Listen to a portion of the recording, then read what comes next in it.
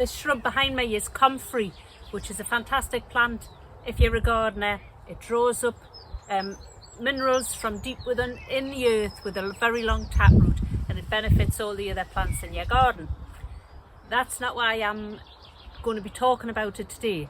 I watched a video the other day about some people who made a salve, basically an ointment that you put on your skin that is an anti-inflammatory, and they claimed it was good to help arthritic pain and bad backs and all kinds of different pains. They made it from Comfrey. I have to admit, I am a cynic when it comes to things like that. I do believe in herbal medicine. I even make some of my own, but the idea of putting an ointment on your skin that treats your bones or bone pain or takes down inflammation in your joints, to me just doesn't ring true. I don't see how it would work. However, possibly I'm wrong. Hopefully I'm wrong, and I'm going to do an experiment with the Comfrey in my garden to see if it's true. Right, the first thing I've got to do is pick some leaves to dry them out. I'm wearing gloves because Comfrey is a little bit spiky. I'm just going to take these and lay them on a mesh or hang them somewhere or something or other and dry them out.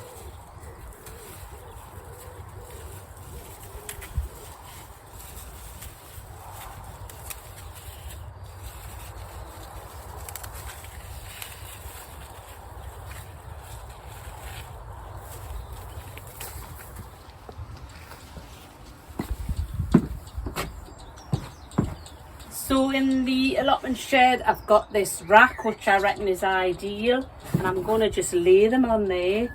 I might just leave them in here actually until they're completely dried and I can grind them up into a powder. So I don't know how long that will take.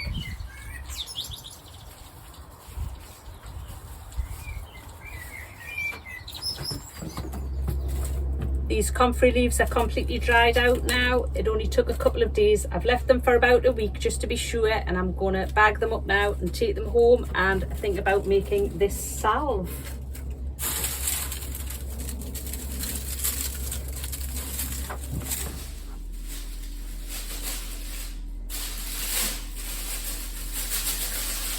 So what I need to do is to grind these leaves into a powder. Not exactly sure how I'm going to do this. They're quite spiky, but I've got my pestle and mortar there, but it's a little bit small. Anyway, we'll see how we'll get on.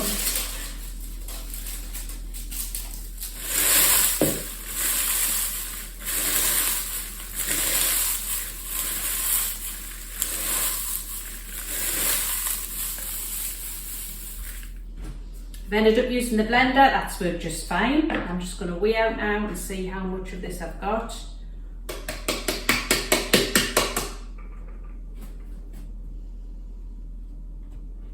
$29 grams. The recipe I'm following here is just the one that I saw on the internet. Just zero that. Those same people making the claims that the Comfrey salve was so fantastic. So I'm just following their recipe. It'll be fantastic if it works. So I'm going to weigh out the same amount of beeswax. This is beeswax pellets. You can get them on the internet. 29 grams.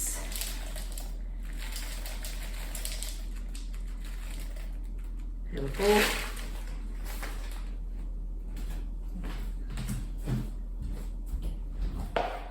And the next thing is top it up to 1 cup of oil.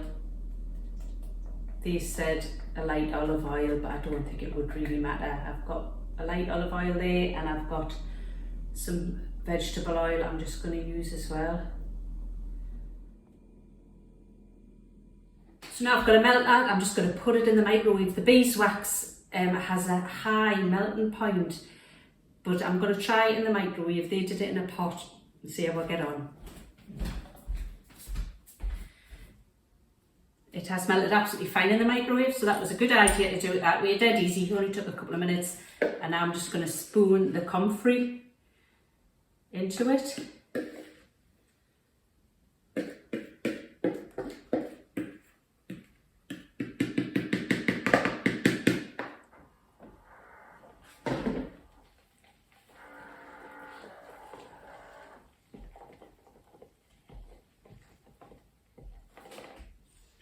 then pour it into these containers.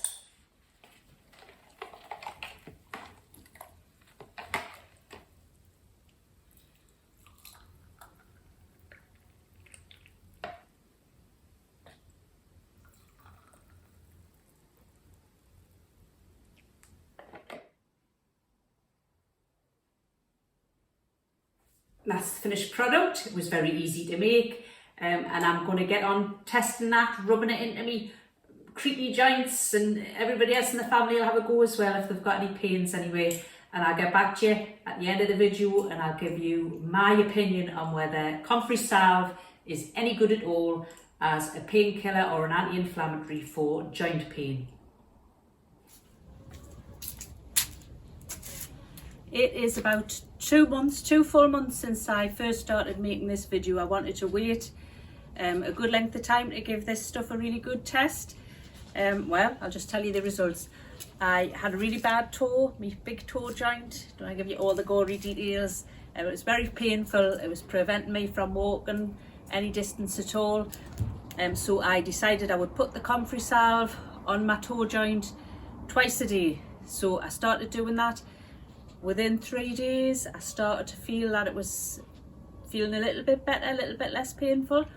I carried on, and I think I put it on for probably about 6 weeks, about twice a day.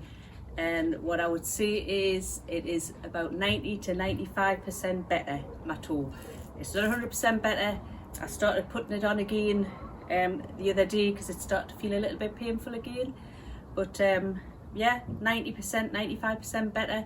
Whether it was the Comfrey salve or not, I don't know. You decide. Maybe my toe would have gotten better anyway, but maybe it was this. So that's my scientific result. Comfrey salve, does it work? I think it maybe does.